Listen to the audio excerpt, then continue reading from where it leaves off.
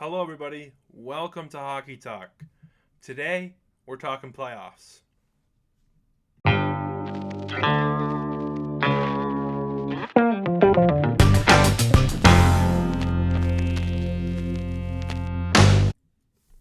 Hello, everybody. Welcome back to my YouTube channel. Thank you so much for watching and tuning in to all my playoff previews so far this year. If you haven't seen them yet, don't fret. There's still time to watch them. You can check them out. Right here in that corner, there's a playlist that will take you to all my other previous playoff predictions. So far, we've done 5. We've done all of the West, and we've done the Leafs versus Lightning.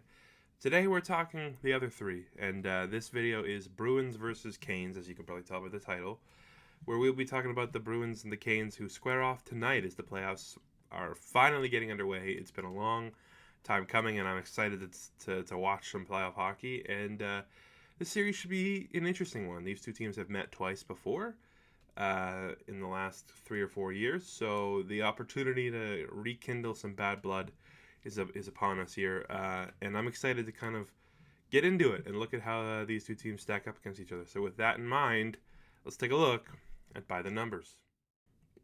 With just a quick glance at the numbers, things become pretty obvious very quickly, and one of those is that the Canes are a very stingy group. The Bruins are not going to have an easy time scoring in this series.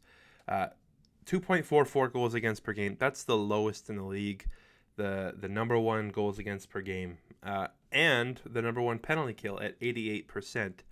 That's the 8th best penalty kill of all time and the highest since 2011 and 2012 when the New Jersey Devils did it. And something that's worth mentioning is in 2011-2012, I think the best power play in the league was about 21%, if I remember when I looked at the numbers.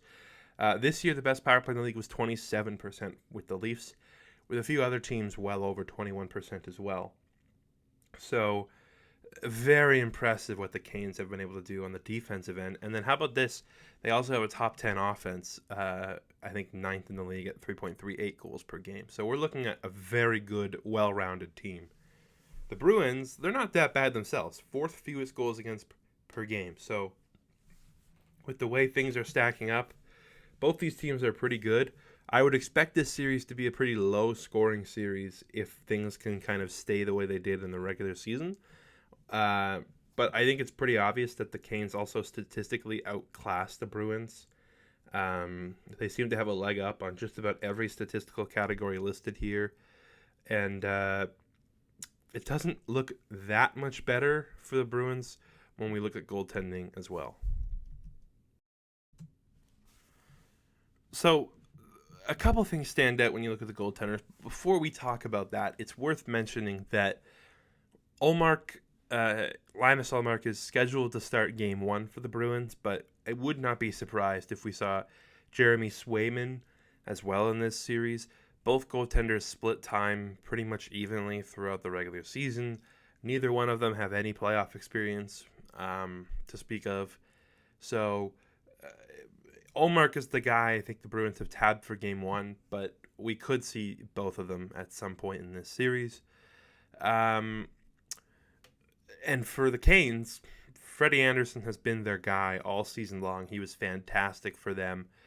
But he is not going to be playing in Game 1. He's injured, and so the health of him could be a huge factor in this series.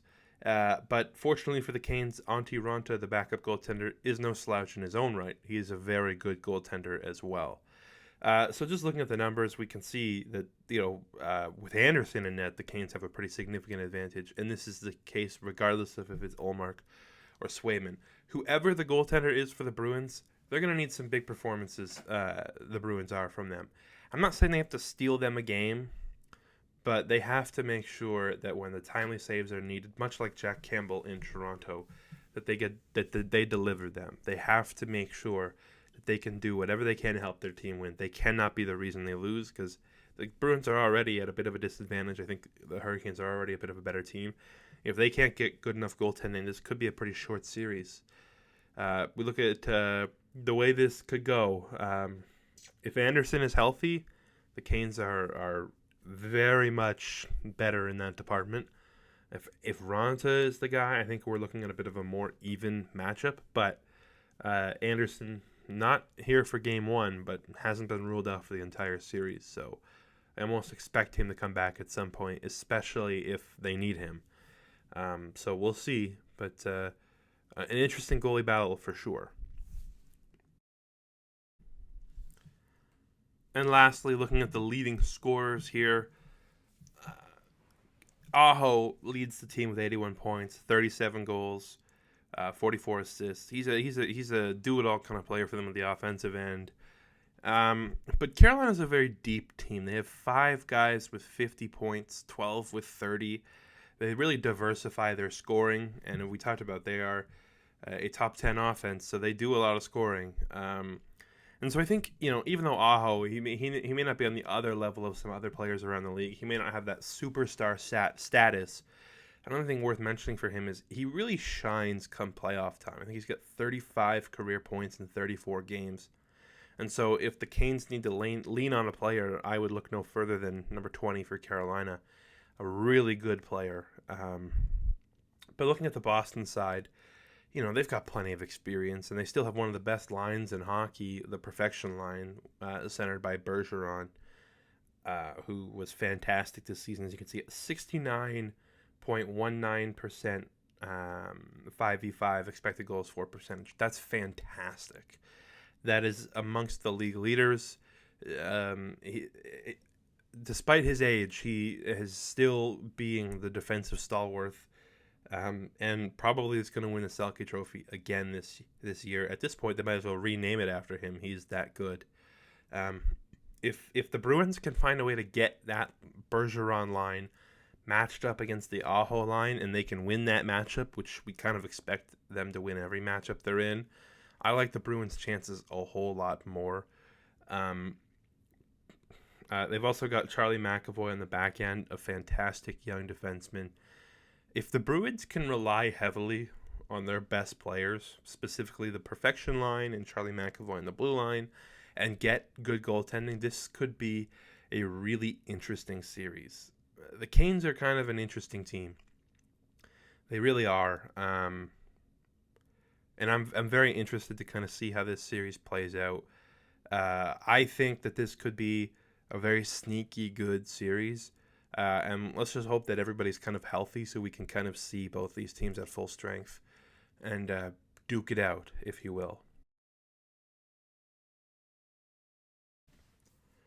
Ultimately, when it comes down to making a prediction, I've got to go with Carolina. They had a very good regular season. If they are healthy, if they have Anderson, they've got the significant advantage there. They don't give up a ton of goals, but they still can find ways to score. If I had to go based off of what I've seen in the regular season, it's hard to pick against the Hurricanes, especially against this Bruins team that just doesn't quite match up as well.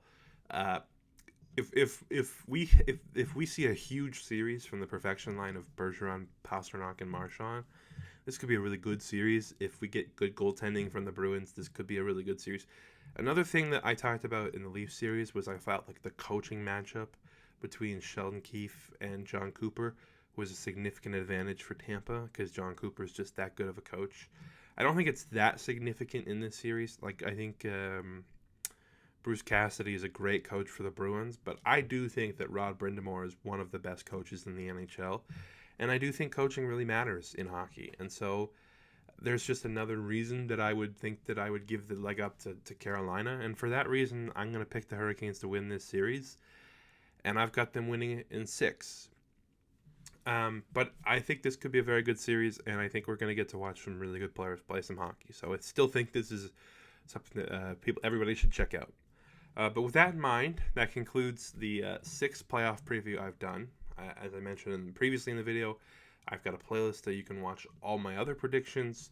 I also want to hear from you. What do you think? Do you think the Canes are going to win? Do you think the Bruins are going to win?